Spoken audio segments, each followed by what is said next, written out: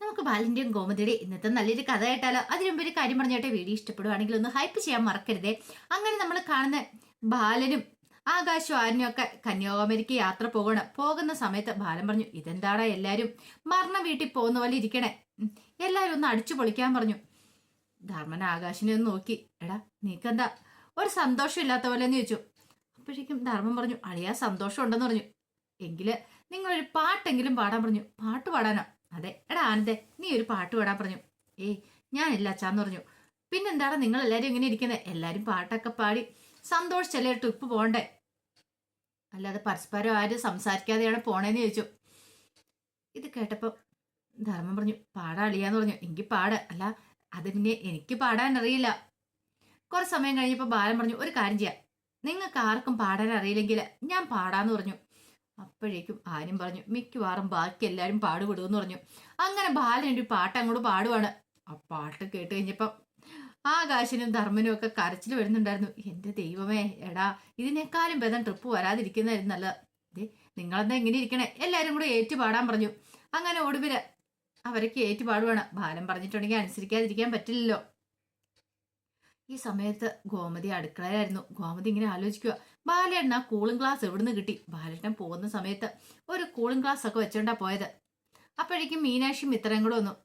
എന്താ അപ്പച്ചി? അപ്പച്ചി ഭയങ്കര ആലോചനയിലാണല്ലോ എന്ന് മിത്ര പറഞ്ഞു. ഞാൻ ഓർക്കുന്നതില്ല, ബാലേട്ടൻ ആ കൂളിംഗ് ഗ്ലാസ് എവിടുന്ന് കിട്ടിയെന്ന്. കൂളിംഗ് ഗ്ലാസ്സോ? അതെ, പോകുന്ന സമയത്തെ ബാലേട്ടൻ ഒരു കൂളിംഗ് ഗ്ലാസ് വെച്ചോണ്ട് പോയില്ലേ? മീനാക്ഷി പറഞ്ഞു, മിക്കവാറും അച്ഛന്റെ കാമുകിമാരാരെങ്കിലും കൊടുത്തായിരിക്കും എന്ന് പറഞ്ഞു. കാമുകിയോ? അതേന്നെ, കടയിൽ വരുന്ന ഏതിലും പെണ്ണുങ്ങൾ കൊടുത്തായിരിക്കും. ഒന്ന് പൊയ്ക്കോ മീനി അവിടുന്ന്. പിന്നെ എന്റെ ബാലേട്ടൻ അത്രക്കാരനൊന്നുമല്ല, എന്റെ ബാലേട്ടൻ്റെ ആൾ ഡീസന്റ് ആന്ന് പറഞ്ഞു. പിന്നെ ഒരു ഡീസന്റ് ആള് വന്നിരിക്കുന്നു. അല്ല അപ്പച്ചി ഇത് എന്തെടുക്കുമായിരുന്നു? അതെ, കാപ്പി ഉണ്ടാക്കുമായിരുന്നു. കാപ്പിയോ? കാപ്പിയൊന്നും ഉണ്ടാക്കണ്ടെന്ന് പറഞ്ഞു. അത് കേട്ടപ്പം ഗോമതി പിന്നെ ഉണ്ടാക്കാതെ മീനാക്ഷി ചോദിച്ചു, എന്തുണ്ടാക്കാനും പോയിരുന്നേ? അത് പുട്ടും പഴോ. പുട്ടും പഴോ എന്നും മിത്ര ചോദിച്ചു. എന്താ അത് വേണ്ടേന്ന് ചോദിച്ചു. വേണ്ടാന്ന് പറഞ്ഞു. അപ്പോഴേക്കും ഗോമതി പറഞ്ഞു, ഒരു കാര്യം ഞാൻ പറഞ്ഞേക്കാം, ഞാൻ ഉണ്ടാക്കി തരും, മര്യാദയ്ക്ക് പുട്ടു പഴവും കൂട്ടി കുഴച്ച് തിന്നോണം, അല്ലെങ്കിൽ ഉണ്ടല്ലോ നീയൊക്കെ ആരാണെന്ന് നിന്റെയൊക്കെ വിചാരം? വന്നോന്ന് പെണ്ണുക്കൊന്നും എന്നെ ഒരു വിലയില്ല. ഞാനേ നിന്റെയൊക്കെ അമ്മായിമ്മയാ, അത് നീയൊക്കെ മനസ്സിൽ വെക്കണം. അല്ല നീ ഒന്നും കൂടല്ല ഞാൻ ഭരിക്കാൻ വരണ്ട. ഇതിപ്പം ഞാൻ മരുമോളും നീയൊക്കെ അമ്മായിമ്മയാന്ന് തോന്നൂല്ലോ. ആ സമയം മീനാക്ഷി പറഞ്ഞു, എന്റെ അമ്മേ അതൊന്നും അല്ല ഇവിടുത്തെ പ്രശ്നം. എന്താ ഇന്നിവിടെ ആഹാരം ഒന്നും ഉണ്ടാക്കുന്നില്ല? ഉണ്ടാക്കുന്നില്ലെന്നോ? ഇടി ആഹാരം ഉണ്ടാക്കാതിരുന്ന പിന്നെ എന്താ മീനും നമ്മൾ കഴിക്കണേന്ന് ചോദിച്ചു. നമ്മൾ വീട്ടിൽ നിന്ന് കഴിക്കണില്ല. വീട്ടിൽ നിന്ന് കഴിക്കുന്നില്ലേ? അതെ, നമ്മൾ പുറത്തു പോവുക. പുറത്തു പോകാനാ? നിനക്കൊക്കെ എന്താ തലയ്ക്ക് ഭ്രാന്ത് പിടിച്ചോന്ന് ചോദിച്ചു. എന്റെ അപ്പച്ചി തലയ്ക്ക് ഭ്രാന്ത് പിടിച്ചല്ലെന്ന് മിത്ര പറഞ്ഞു. നമ്മ കഴിച്ചു പൊളിക്കണ്ടേ? ഇവിടെ അങ്കിളും അതുപോലെ ഹരിനും ആകാശനും അവരെല്ലാരും കൂടെ ട്രിപ്പ് പോയിരിക്കില്ലേ? അപ്പൊ നമുക്കൊന്ന് അടിച്ചു പൊളിച്ചൊരു ട്രിപ്പ് പോകണ്ടേ? നമ്മളെങ്ങോട്ടേക്ക് പോരാ? നമുക്കിവിടെ അടുത്ത എവിടെയെങ്കിലും പോവാം. അത് പിന്നെ ബാലേട്ടനോട് ചോദിക്കാതെ പിന്നെ എന്ത് വന്നാലും ഒരു ബാലേട്ടന് ചോദിച്ചിട്ട് അവർ നമ്മളോടൊക്കെ ചോദിച്ചിട്ടാണോ പോയത്? അല്ലല്ലോ. അവർക്ക് തോന്നി, ഇഷ്ടം തോന്നി അവരങ്ങോട്ട് പോയി. ഇന്ന് നമ്മൾ അടിച്ചു പൊളിക്കുന്നു. ആനന്ദേട്ടന് വേണ്ടിയിട്ടാണ് അച്ഛൻ അവരെ കൊണ്ടുപോയിരിക്കുന്നത്. അങ്ങനെയാണെങ്കിൽ ശ്രീദേവി ചേച്ചിക്ക് വേണ്ടി നമ്മളും എന്തെങ്കിലുമൊക്കെ ചെയ്യേണ്ടതെന്ന് ചോദിച്ചു. എന്ത് ചെയ്യാനാ പ്ലാൻ എന്ന് ചോദിച്ചു. അതൊക്കെ ഉണ്ട്, അതൊക്കെ ഞാൻ പറയാന്ന് പറഞ്ഞു. അങ്ങനെ മിത്രയും മീനാക്ഷിയും ചേർന്ന് പ്ലാനുകളൊക്കെ വിസ്തീരിക്കണം. എല്ലാം കേട്ട് കഴിഞ്ഞപ്പോൾ ഗോമതി പറഞ്ഞു, കൊള്ളാം, ഇഷ്ടപ്പെട്ടു. പക്ഷേ ഇനിയിപ്പോൾ ശ്രീദേവിയെ കൊണ്ട് സമ്മതിപ്പിക്കണ്ടെന്ന് ചോദിച്ചു.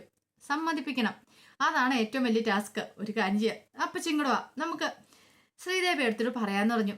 അങ്ങനെ അവർ മൂന്നുപേരും കൂടെ ശ്രീദേവിയുടെ മുറിയിലേക്ക് വന്നു. ശ്രീദേവി ചോദിച്ചു, എന്താ മൂന്നുപേരും കൂടെ എന്തോ ഒരു പ്ലാനിങ്ങിലായിരുന്നു തോന്നില്ലോ എന്ന് പറഞ്ഞു. മിത്ര പറഞ്ഞു, അതെ ചേച്ചിന്ന് പറഞ്ഞു. അല്ല എന്ത് പറ്റി? അതെ, ഞങ്ങൾ ശരി പ്ലാനൊക്കെ ഇട്ടിട്ടുണ്ട്, നമ്മൾ പുറത്തു പോകുന്നു. പുറത്തു പോകാനായിട്ടോ? അതെ, പുറത്തു പോകുന്നു. പുറത്തു പോയി ഷോപ്പിംഗ് ഒക്കെ നടത്തി ഒന്ന് രണ്ട് സിനിമയൊക്കെ കണ്ട് പുറത്തുനിന്ന് ഫുഡൊക്കെ കഴിച്ചിട്ട് നമ്മൾ ഇങ്ങോട്ടേക്ക് വരും. അപ്പോഴേക്കും മിത്ര പറഞ്ഞു, അല്ല സമയം പോയില്ലെങ്കിൽ വീണ്ടും നമുക്ക് ഒന്നുകൂടെ പുറത്തു പോകാമെന്ന് പറഞ്ഞു. ആ സമയം ശ്രീദേവിയുടെ മുഖമൊക്കെ അങ്ങോട്ട് ആകെപ്പാടെ മാറിപ്പോയി. ശ്രീദേവി പറഞ്ഞു, ഞാനില്ലാന്ന് പറഞ്ഞു. ഇല്ലാന്നോ? അതെന്താ? ഞാൻ വരുന്നില്ല, നിങ്ങൾ പോയിട്ട് വരെ, ഞാൻ വരുന്നില്ല എന്ന് പറഞ്ഞു. ഞാൻ വന്നാൽ ശരിയാകത്തില്ല. അതെന്താ ദേവെടുത്തി, എന്ത് പരിപാടിയാ പറയണേ? എനിക്ക് വരാൻ താല്പര്യം ഇല്ലാത്തതുകൊണ്ടാ, നിങ്ങൾ പോയി അടിച്ചു പൊളിച്ചിട്ട് പോരെ, എനിക്ക് പ്രശ്നമില്ലാന്ന് പറഞ്ഞു. അപ്പോഴേക്കും മീനാക്ഷി പറഞ്ഞു, അതെന്ത് പരിപാടി പറയണേ? അനുമോള് വരാന്ന് പറഞ്ഞിട്ടുണ്ട്. മിത്ര പറഞ്ഞു, അതെ, അനുമോൾക്ക് എന്തോ കോളേജിൽ സർട്ടിഫിക്കറ്റ് എന്തോ വാങ്ങണം, അതിനുശേഷം അവളും അവിടേക്ക് വരാന്ന് പറഞ്ഞിട്ടുണ്ട്. പിന്നെ സുകന്യേച്ചിയോടും പറയാം, സുകന്യേച്ചിയും കൂടെ വരട്ടെ എന്ന് പറഞ്ഞു. ശ്രീദേവി പറഞ്ഞു എന്നാലും ഞാനില്ല, നിങ്ങൾ പോയിട്ട് വരെയെന്ന് പറഞ്ഞു.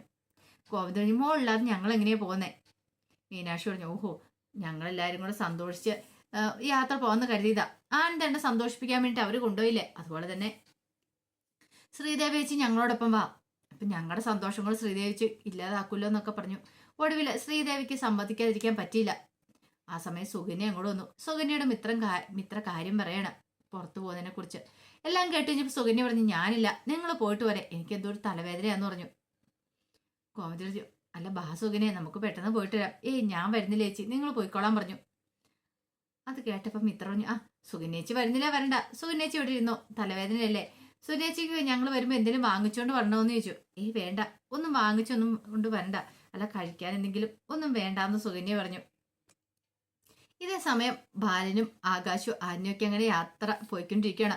പോകുന്ന വഴിയിലാണ് ബാലനെ ഒരാറ് കണ്ടത്. അത് കണ്ടുകഴിഞ്ഞപ്പോഴത്തേനും ബാലൻ പറഞ്ഞു ഇവിടെ ഒന്ന് നിർത്താൻ പറഞ്ഞു. അപ്പോഴേക്കും ഡ്രൈവർ ചോദിച്ചു എന്താ സാർ ഇവിടെ ഒന്ന് നിർത്താൻ പറഞ്ഞു. അങ്ങനെ ബാലൻ ഇറങ്ങി. അപ്പോഴേക്കും ബാക്കിയുള്ളവർ ഇറങ്ങി. എടാ നമുക്ക് ഇവിടെ ഒന്ന് കുളിച്ചിട്ട് പോകാന്ന് പറഞ്ഞു. കുളിക്കാനോ ഈ വെള്ളത്തിലോ?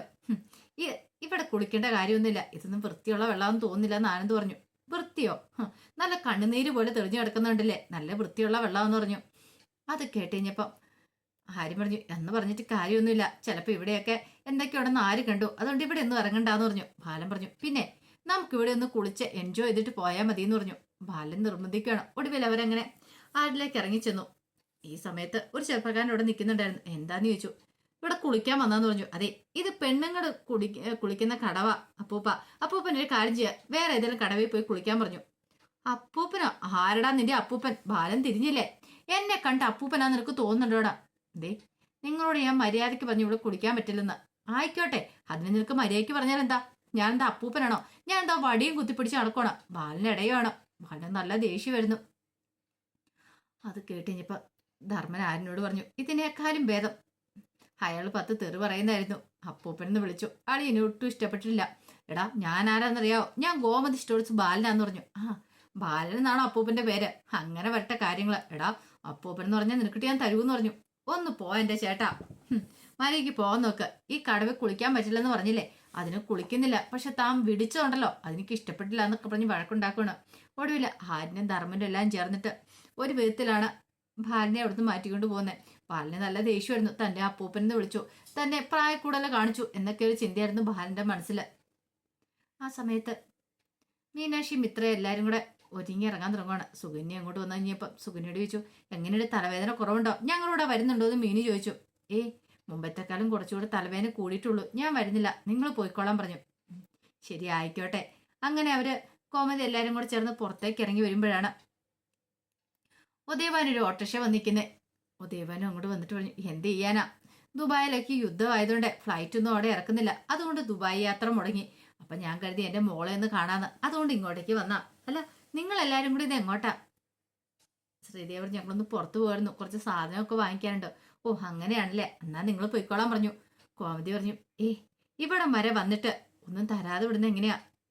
ഒരു വെള്ളം പോലും കുടിക്കാതെ വിടുന്ന മോശമല്ലേ, അതുകൊണ്ട് ഒരു കാര്യം ചെയ്യാം, ഉദയഭാൻ സാർ വാ വന്ന് ചായ എടുക്കാന്നൊക്കെ പറഞ്ഞു. അങ്ങനെ ഗോമതി അകത്തേക്ക് കയറിപ്പോയി.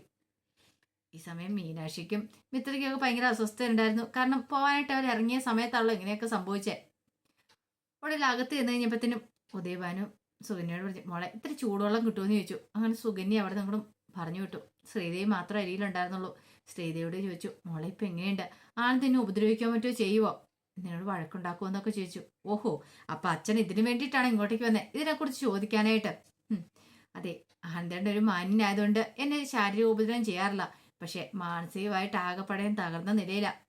മാനസികമായിട്ട് എനിക്ക് കുറെ ബുദ്ധിമുട്ടുകളും കാര്യങ്ങളൊക്കെ ഉണ്ട്, അച്ഛൻ കാരണം എല്ലാം സംഭവിച്ചെന്നൊക്കെ പറഞ്ഞോണ്ട് ഉദയഭാനെ കുറ്റപ്പെടുത്തുവാണ് ശ്രീദേവി. അപ്പൊ അതിന്റെ വിശേഷങ്ങളൊക്കെ നമ്മൾ കാണുന്നത്. ഇതിന്റെ ബാക്കി വിശേഷങ്ങളുമായിട്ട് വൈകുന്നേരത്തെ പ്രമോയി വരാട്ടോ.